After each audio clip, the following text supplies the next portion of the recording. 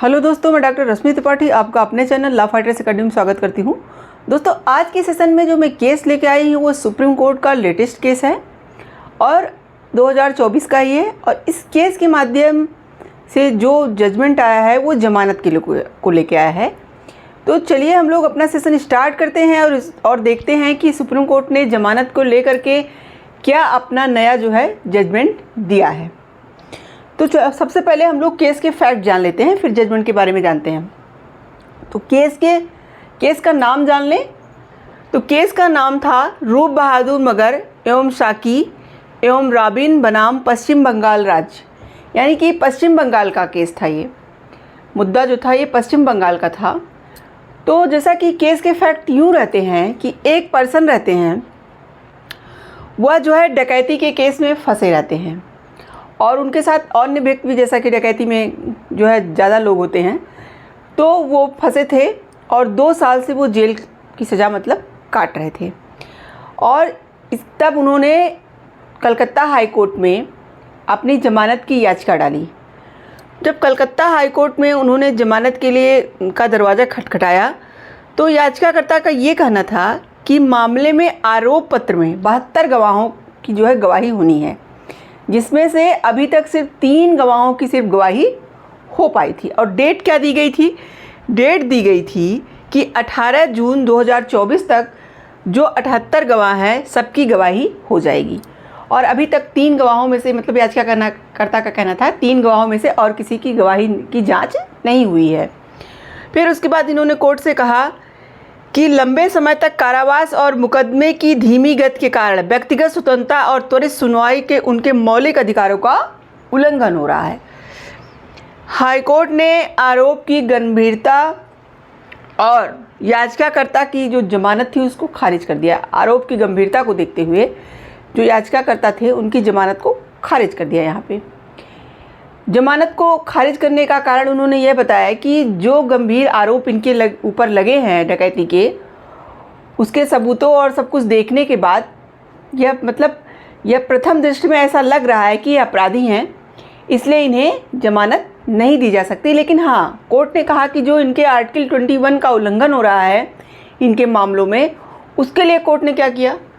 Court ने trial court को 1 साल के अंदर जो भी जाँच वगैरह थी उसे पूरी करने की बात कही और कहा कि अगर 1 साल के अंदर ये सब चीज़ें नहीं होती हैं तब आप फिर से जो है अपना जो है जमानत की याचिका डाल सकते हो। तो देखिए, कलकत्ता हाई कोर्ट ने इनकी जमानत की याचिका को तो खारिज कर दिया, लेकिन 1 साल का समय दिया और कहा कि त्वरित मतलब कार्रवाई की जाएगी।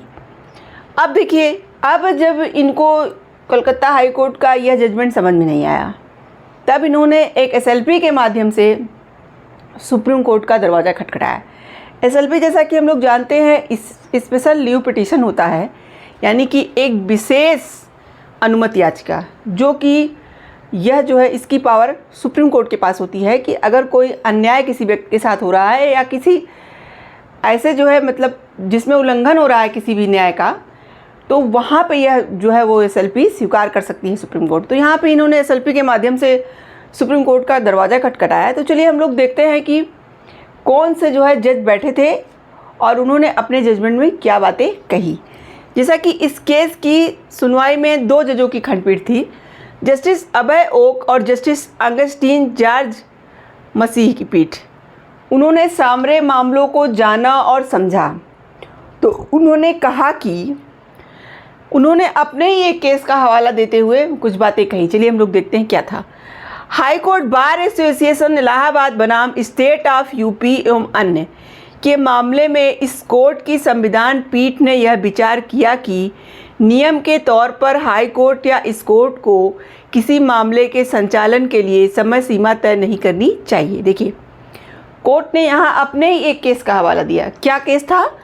High court bar association Allahabad बनाम स्टेट ऑफ यूपी।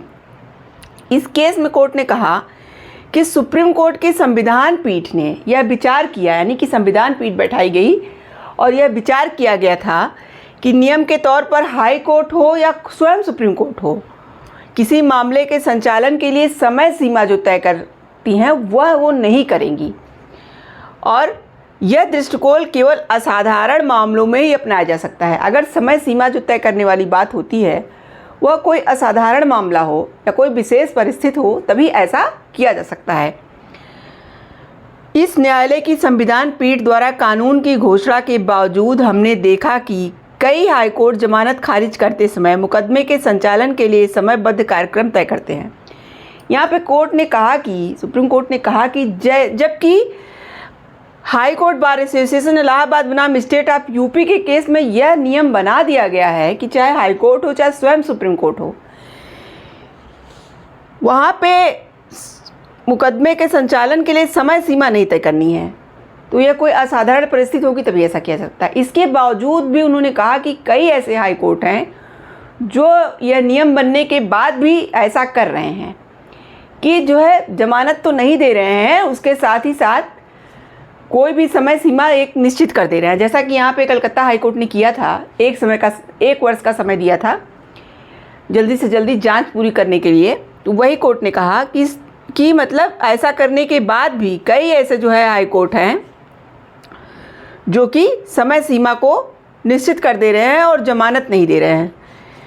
तो इसी बात पे देखिए और आगे कोर्ट ने क्या कहा, कई हाईकोर्ट जमानत खारिज करते समय मुकदमे के संचालन के लिए समयबद्ध कार्यक्रम तय करते हैं। कोर्ट ने कहा कि ऐसा नहीं हो सकता कि इस आधार पर जमानत से इनकार किया जाए कि मुकदमे का निपटारा शीघ्रता से किया जाएगा। देखिए यहाँ पे कोर्ट ने क्या कहा, कोर्ट ने कहा कि जैसे कि ज़्यादातर जो हाई कोर्ट है, यहाँ कोर्ट ने कहा कि यह नियम आने के बाद भी बहुत सारे ऐसे हाई कोर्ट हैं जो अब भी इस नियम का पालन नहीं कर रहे हैं और जमानत न दे करके वह जो है मुकदमे के संचालन का समय सीमा तय कर दे रहे हैं। तो वहाँ पे यह सही नहीं है। इस तरह से जो है अगर आप जो है जमानत की याचिका खारिज कर देते हो और क्या कहते हो कि मुकदमे की क्या किया जाएगा, मुकदमे का जल्द से जल्द निपटारा किया जाएगा। देखिए कोर्ट ने कहा कि इस आधार पर जमानत से इनकार किया जाए कि मुकदमे का निपटारा शीघ्रता से किया जाएगा, तो यह बात सही नहीं है। आप यह बात कह करके कि मुकदमे का शीघ्र से जल्द से जल्द निपटारा किया जाएगा, आप किसी पर्सन को कि जमानत जो है खारिज कर दीजिए, तो यह सही चीज़ नहीं है।